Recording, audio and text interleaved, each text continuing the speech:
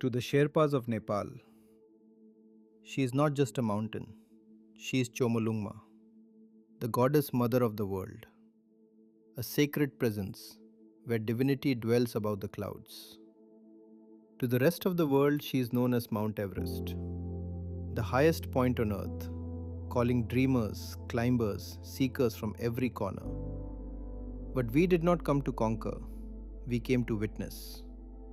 Our journey was not to the summit, but to her doorstep, to the Everest Base Camp, to stand humbly in the shadow of the goddess and gaze upon her crown with our own eyes. This film is the story of that journey, a tribute to the path, to our fellow trekkers, and above all, to the Sherpas, and the summiters who walked this sacred space with unmatched grace and courage.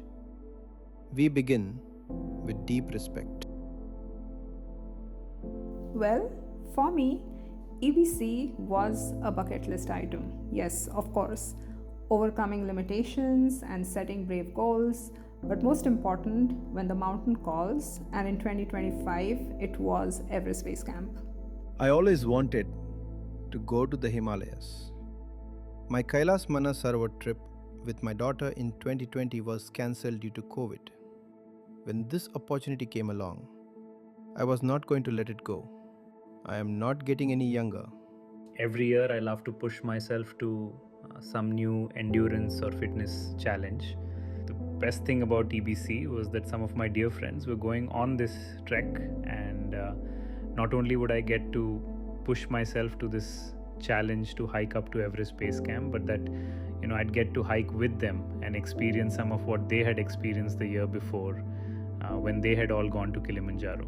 So I've always wanted to hike Everest Base Camp for two big reasons. First, I just had to see the Himalayas with my own eyes, right? Those massive peaks, the glaciers, the crazy dramatic landscapes. Photos and videos just don't do it justice. I wanted to witness it myself. The second, I really wanted to push myself, right? To test my body and mind at extreme altitude and see how I handle the thin air, the cold, long days on the trail.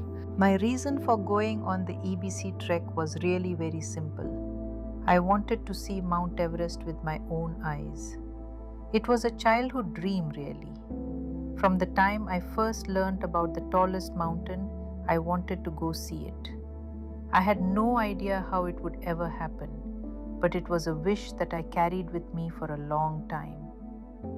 When my local hiking group began discussing the EBC trek, I knew it would be challenging and would need a lot of preparation. But I could not think of a better way to see Mount Everest up close. Visiting the majestic Himalayas had been my lifelong dream.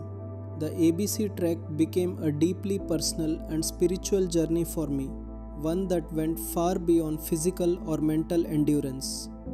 I don't think there was just one reason I wanted to go to Everest Base Camp, and I think somewhere I had held on to that idea that maybe one day I would be able to as well. As a child, I wasn't really very adventurous. I had asthma growing up, so I was always a little bit protected and a little bit careful. So when it came about a moment that this group, a local group, came together and decided to go on this journey together, it felt that this is a right moment for me to choose something for myself. Something definitely a little bit uncomfortable, a little bit scary, but something I definitely want to go ahead and attempt.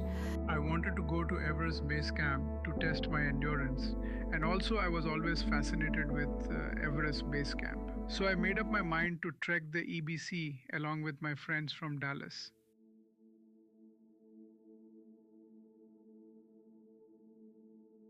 We come chasing altitude, but the climb that mattered, no one knows, would begin within.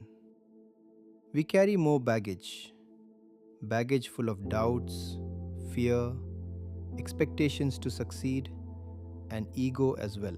Some of us have been to Mount Kilimanjaro, which is at a higher altitude than Everest Base Camp. But looking at the overall path of the EBC trek, this one is going to be special. The airport held stories.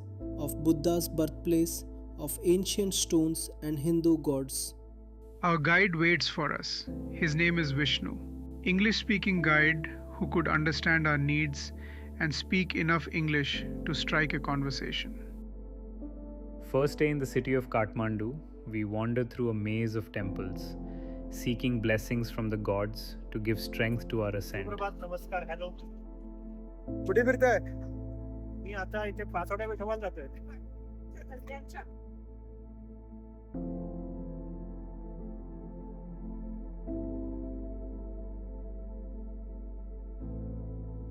A 1,000-year-old Hindu temple appears, almost by accident.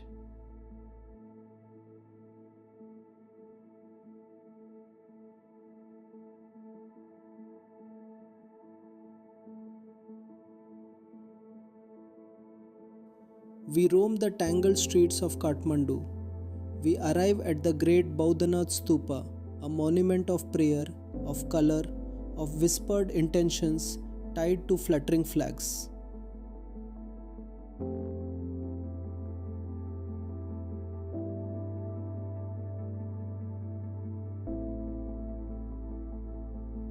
Here the monks chanted old songs with modern rhythms.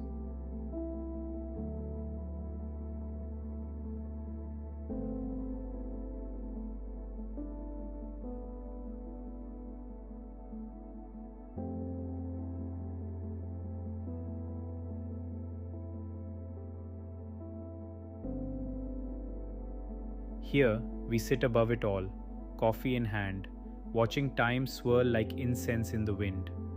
The buildings around us, European facades, Nepali souls, Buzzed with laughter, steam, stories, and one last latte. Here, Rudraksha malas are purchased by many for good luck. We tie beads around our wrists, charms for protection and strength. We spend the night at a restaurant buzzed with live Nepali music.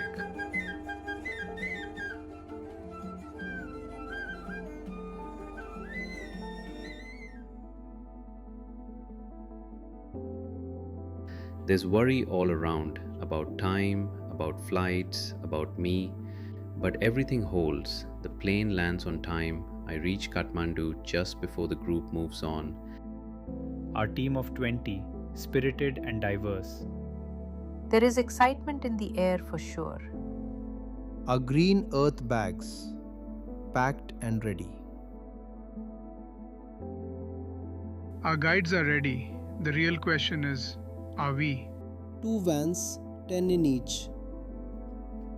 We leave Kathmandu in the afternoon on crowded city roads, vehicles everywhere like questions in our minds. We zigzag along cliffs and through broken roads. And roads that curled like a roller coaster. The journey to Ramechap is an adventure by itself. It is never meant to be easy. But this is our first test. A test to accept all the discomforts on our way to bigger heights. With every sharp turn, we let go of the thoughts of discomfort by distracting ourselves into playing a game of 20 questions. The road connecting Kathmandu to Ramechap, particularly the BP highway, has been significantly impacted and washed away in September 2024 due to heavy rains, landslides, and flooding. We wonder if there is an alternate way to reach Lukla. Every trekker going to Everest Base Camp or even the Everest summit had to go through this first test. We passed that test, and our first Nepali dal bhat awaits us in a reasonably comfortable lodge at Ramechap.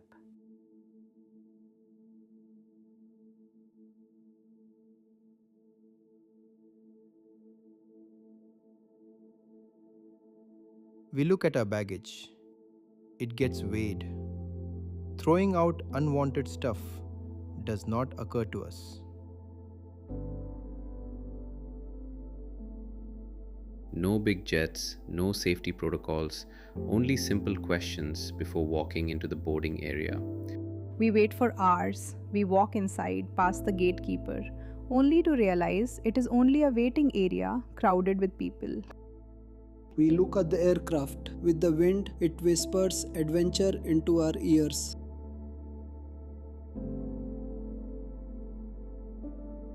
I convince myself. What's the rush? We are going to be closer to those mountains anyway.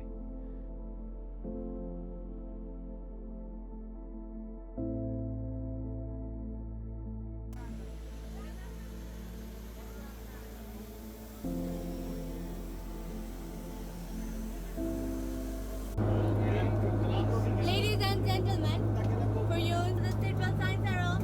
There are 4 emergency exits in this aircraft, one at the front and the right, 2 in the middle and 1 at the rear of the cabin. Please keep your mobile phones and any other electronic devices switched off or on.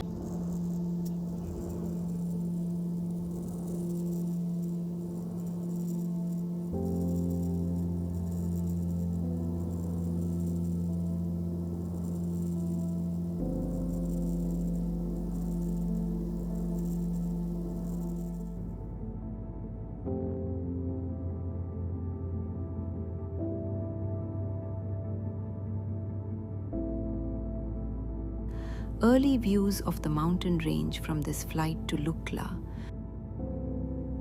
Excitement grows just by watching the Himalayan mountain range.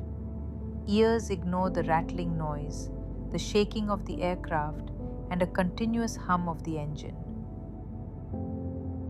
And comes Lukla, the edge of unknown, place where flat land ends and the mountains begin. We arrive at 9,000 feet.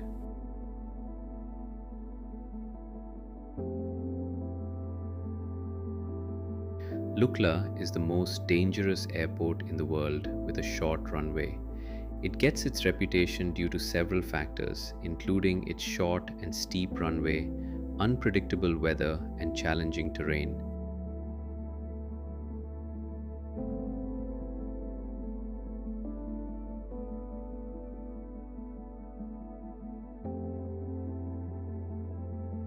Many porters wait outside the Lukla airport. At this point, we know very little about their work as porters and its level of difficulty. Look at the baggage we carry.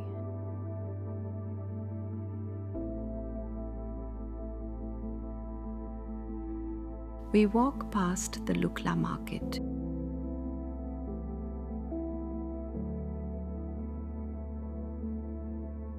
Before each day's first step, we turned inward and upward. We pray to Hanuman for strength, Ram for purpose, and Ganesh to remove any obstacles.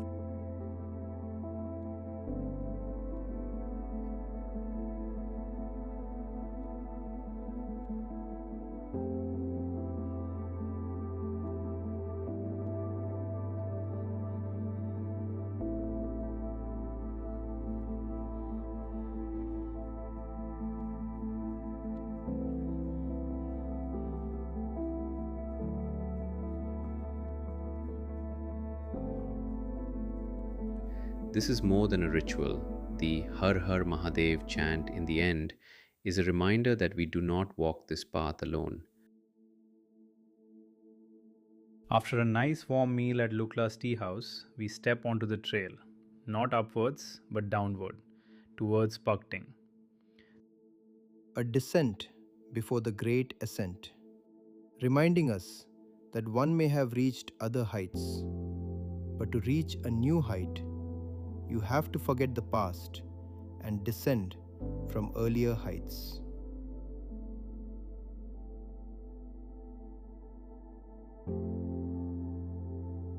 First of suspension bridges. We know we are going to see more of them.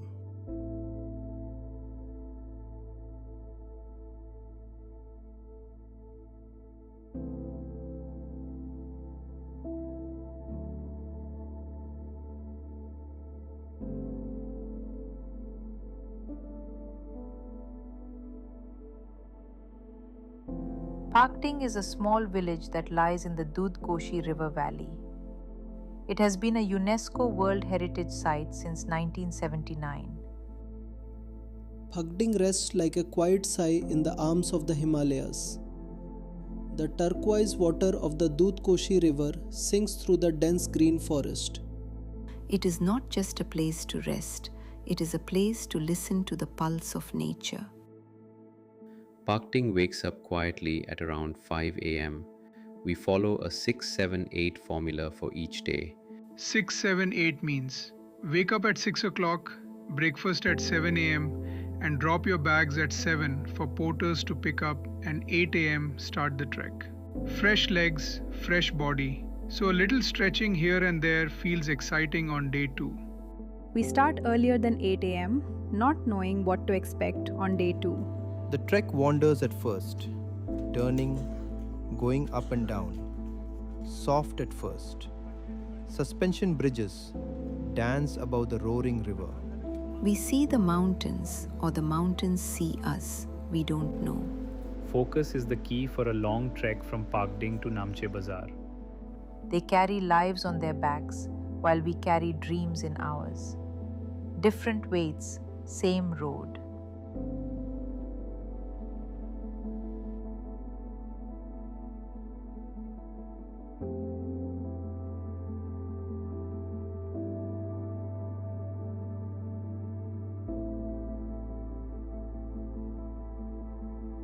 Nepali children play music for us as we walk by.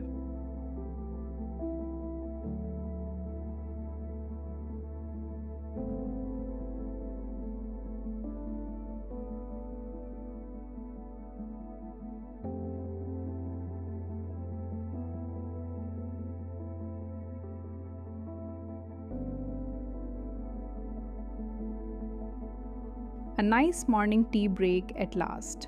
Homemade ginger, lemon, and honey tea feels very refreshing to continue our journey.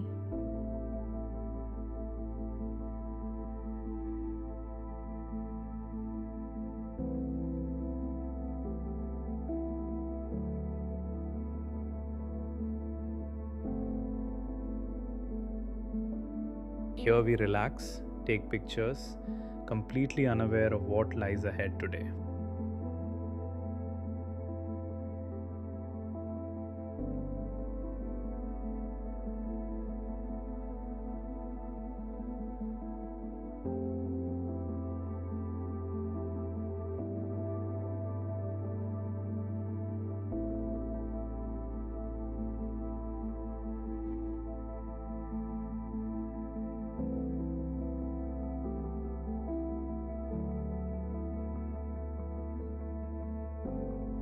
The terrain changes very quickly on this trek.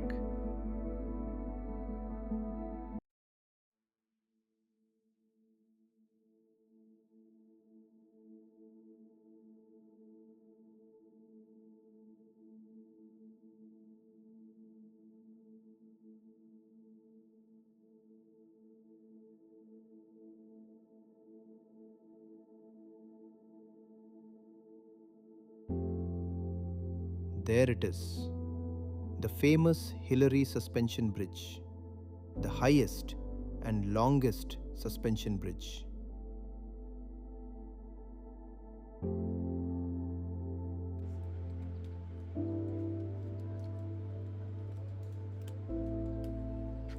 You learn quickly here, balance is not about strength, it's about trust. Trust in the bridge, trust in your feet, and slowly, trust in yourself.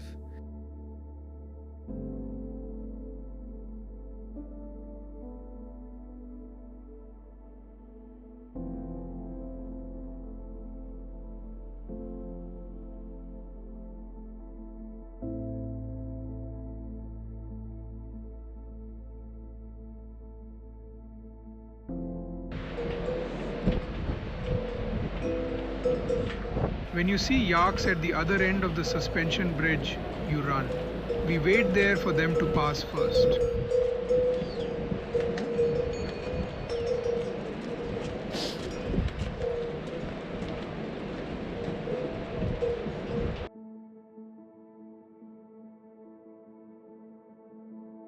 And there is bungee jumping too. We simply watch it from a distance.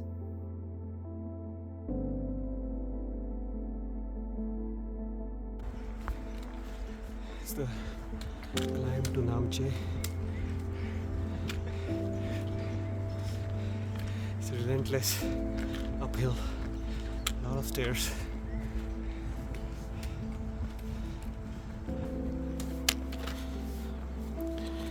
The final push to Namche is not loud. It is made of quiet grit, of thoughts turned inward, of legs that burn but do not stop. Finally here.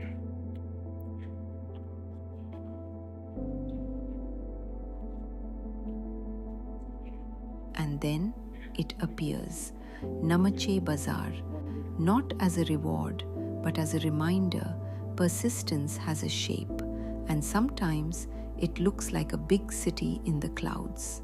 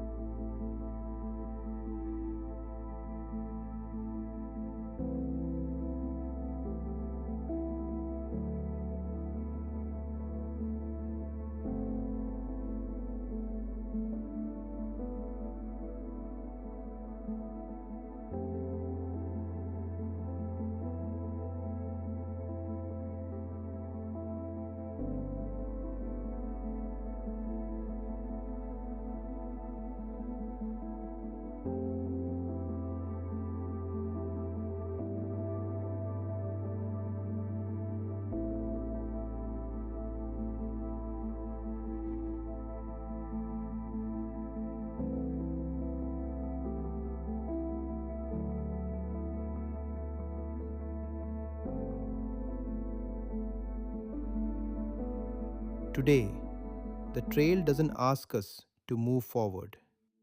It asks us to stay, to breathe, to let the mountain decide if we are ready. At sea level, rest feels like a pause. Here, rest is preparation. Because the mountain doesn't reward speed, it rewards respect. You climb higher today only to come back down. A strange rule until you realize sometimes progress means returning, not pushing. Up here, the mountains don't impress you, they humble you. They don't shout their greatness, they wait for you to notice.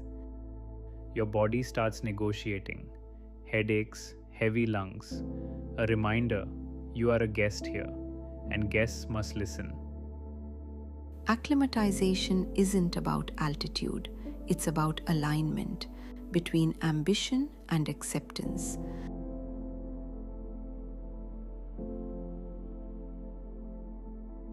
We started our hike to Everest View Hotel.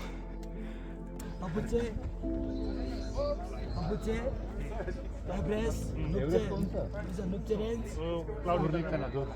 Everest, Loche, I'm a top lamp, I'm Shirku. This is another relentless climb.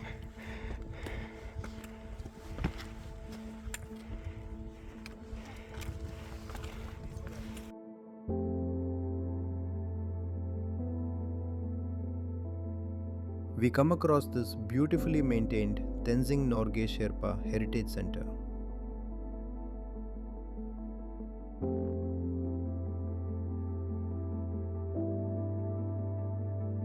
Plenty of information covering information about the Sagarmatha National Park and the history of Everest expeditions, including the first one from Edmund Hillary and Tenzing Norgay.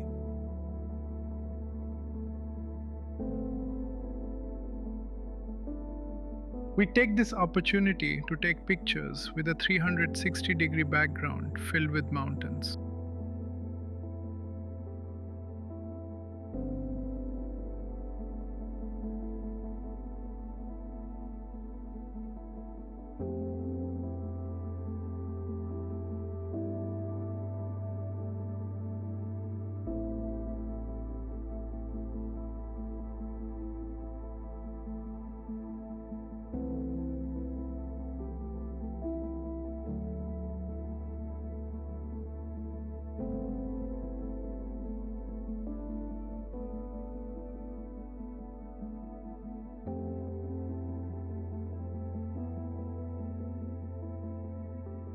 We stand there, soaking in the vastness of the Himalayan mountains.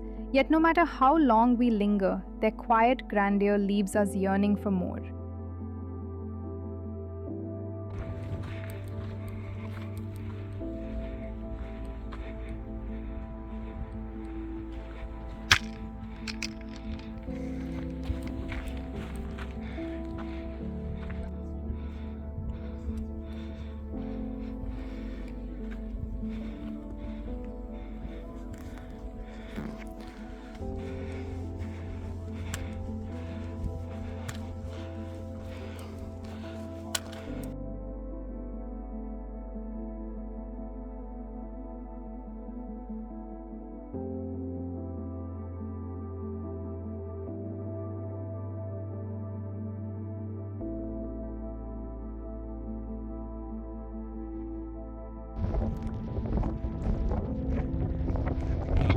Faster, just as it's going up.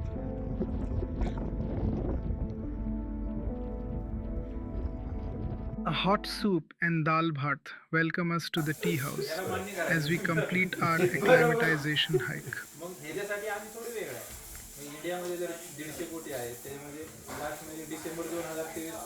With pure coincidence and our luck, we meet Shivaji Nanavare, another Indian and Marathi-speaking Everest summiter at the tea house. He is on another expedition.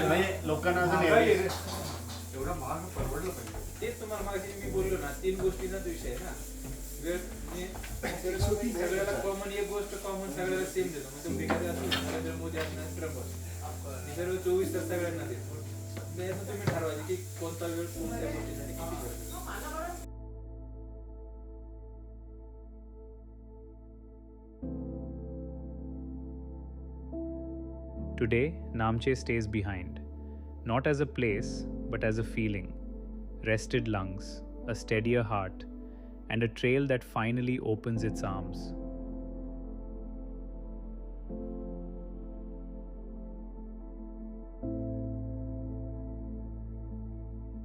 This is the kind of walking where the body remembers rhythm, step, breath, silence. These mountains are always there. We aren't just ready to see them.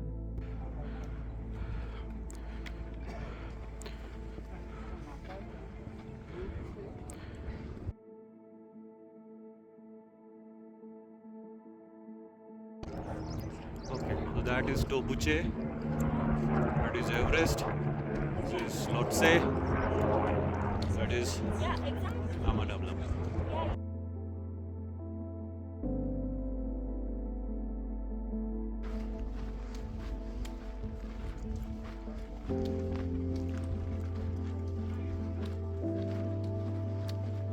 We'll go all the way here, all the way down. Maybe have lunch somewhere here. Climb all the way here. And that's where our destination is, Tingboche. The mountains remain the same, yet with every turn their views unfold anew, growing more breathtaking, reminding us that while truth may be constant, our perspective is what deepens, revealing beauty in layers we were not ready to see before. The mountain teaches balance again. Before you rise, you must first descend. A lesson repeated until it's understood.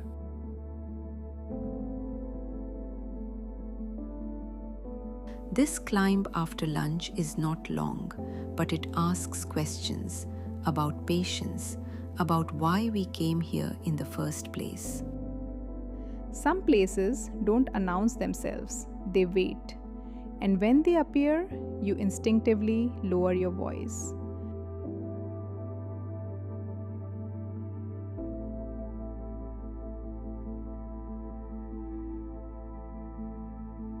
Yaks move with tremendous patience. We are still learning. A gentle traffic jam unfolds when yaks arrive from both directions, unhurried, sovereign keepers of the trail. They claim the right of way, and we, in quiet patience, step aside and wait for the path to be returned to us.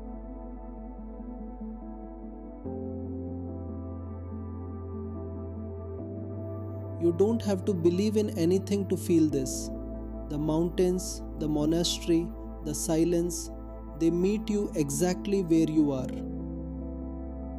Today was not about distance, it was about alignment between effort and grace. Day 4 under the wraps.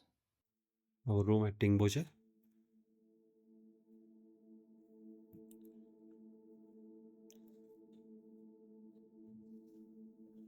It's the view.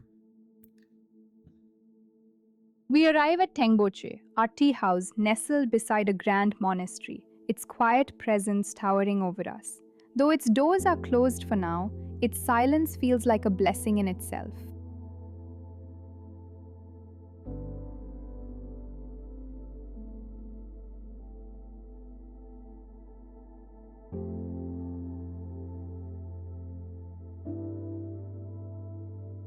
Day 5 of the journey. We leave Tengboche behind, carrying silence, prayer flags, and the echo of chants.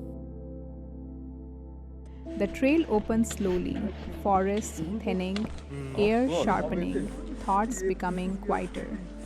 This is an initial descent from Tingboche to Dingboche. These look like art installations. To the local people, they are cairns. These stacked rocks are the silent sentinels of the Himalayas, serving as a vital bridge between the safety of the trail and the profound Buddhist philosophy that permeates the region. Each step toward Dingboche feels heavier, not just on the legs but on the breath. The mountains don't rush us, they watch.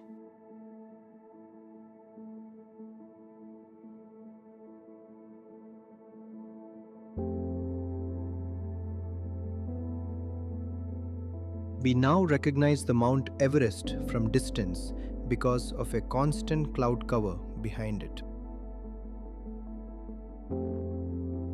We see a group of mountain goats at such a high altitude.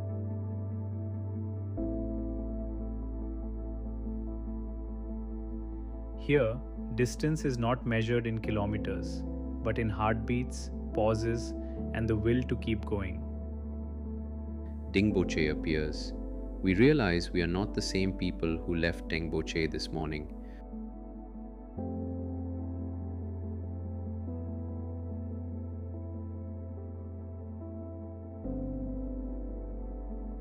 Day 6, Dingboche. Today, we don't chase distance. We let ourselves catch up to the altitude. The body learns new rules here. Breathing is deliberate. Movements are measured. We climb, not to go forward, but to come back stronger. Acclimatization is patience disguised as progress. Tomorrow we move again, but today we listen.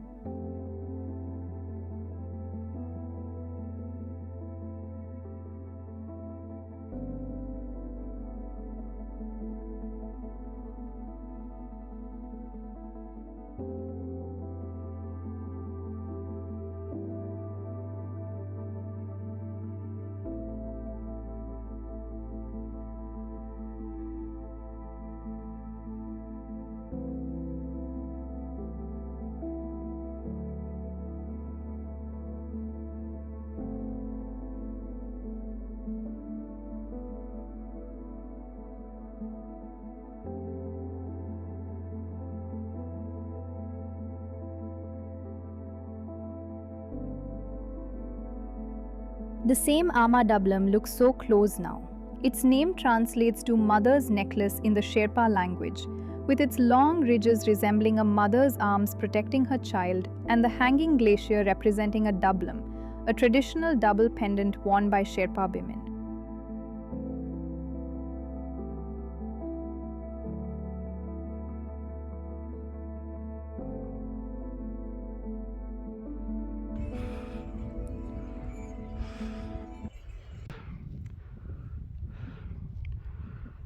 start of our hike from Tingboche to Lobuche. Tough day today. Almost 1700 feet of elevation gain. Weather is fine now. The air is gonna be cloudy later. Let's see how it goes.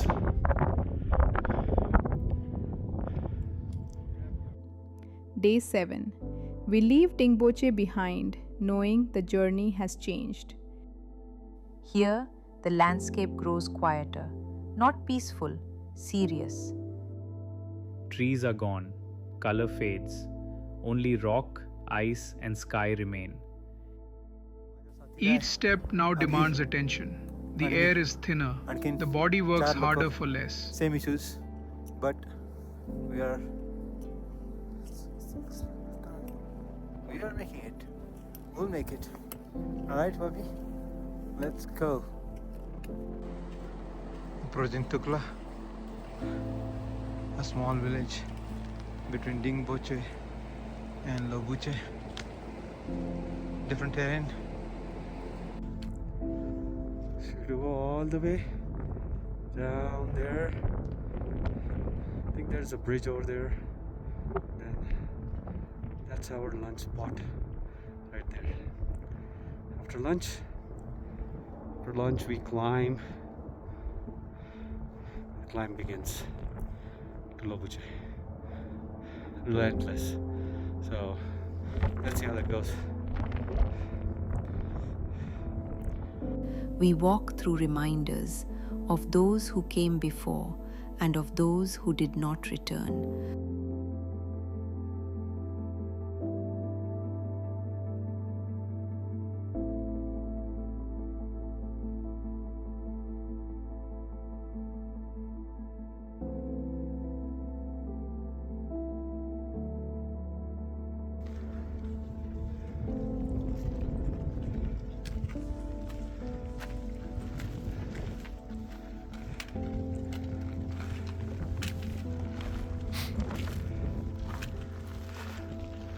That's the way to Lobuche. The mountains don't speak, yet their presence feels heavy with memory. Lobuche appears slowly, almost A place not of comfort, but of preparation. Tomorrow, the mountains will ask more, and we must decide how much we are willing to give. A fresh powder of snow welcomes us as we wake up to hike from Lobuche to Jape to the Everest Base Camp. Here, progress is no longer measured in distance but in resolve. We perform our daily ritual of praying to Hanuman, Ram, Shiva, and Ganesh as we embark on our final push to the Everest Base Camp.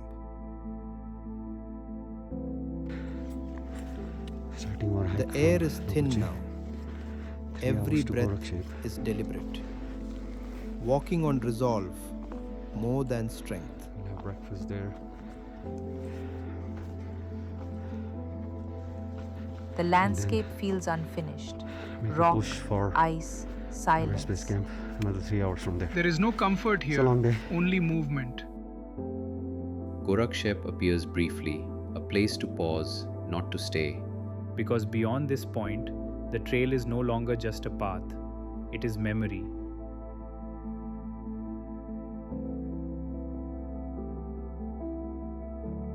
That mountain is Nupche. Nupche is 7,900 meters elevation here, and then left side is the Changache. It's a middle one. It's behind the Changache.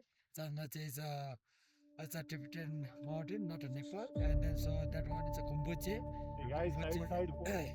Kumbuche is 6,600 meters, and then it's behind the left is the Lingtrang. Lingtrang is the 6,700 meters, and the Pumari is 7,200 meters, and that mountain is the bottom, the Kelavkar here, and then that one is Kumbuche. It's a Kumbuche mountain. It's the bottom, the base camp here. It's a base camp. Okay. Ah. Shoot me walking. Wait, Hey, wait. Let them go.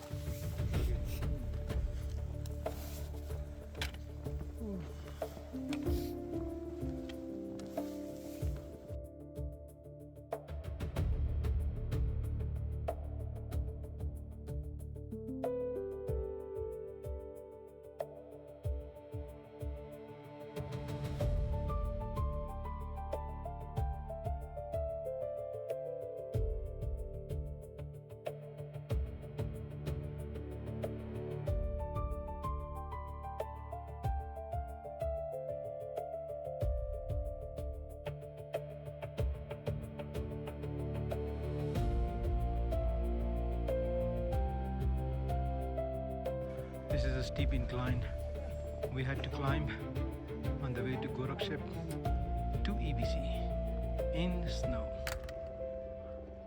Beautiful views though, all around. You can see the big. Each step toward base camp carries weight of dreams, of loss, of generations who imagined this moment long before us. As you approach the base camp, The mountain does not reveal itself easily. It never has. And then Everest Base Camp. Not a summit, not an ending, but a place where ambition learns humility. and making it there.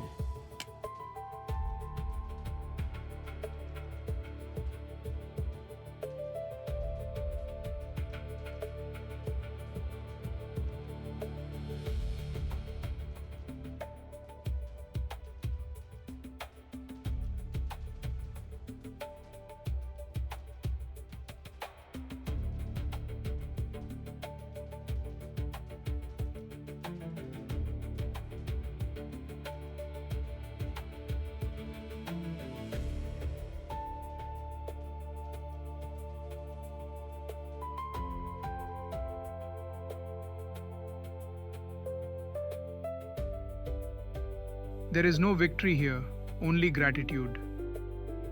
We came seeking the mountain, but what we found was perspective. मी रवींद्र बोथे from Pune. आणि हांव Prathami Kurtikar गोव्याहून. Mangesh कोळपकर Pune. Kedar Gogte Pune. Anand Vishwase Phoenix Arizona. Bindush Wagle Pune. नमस्कार, Abhijit Gangoli from Pune. Nikhil Anandekar from Pune. Hi, Anushka Idlavatkar from San Diego. Hi, Ajit Purandare from Dallas, Texas. Hi, Milind Kolapkar, Phoenix, Arizona, USA. Hello, Milind Belhe, Dallas.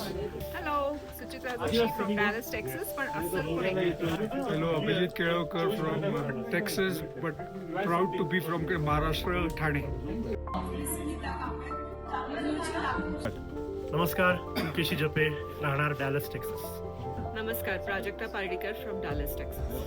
नमस्कार, Amol Mehta, Phoenix Arizona. नमस्कार, मी वरदा फडके, मी Dallas Texas. नमस्कार, मी Dilip Rane, Dallas, Texas.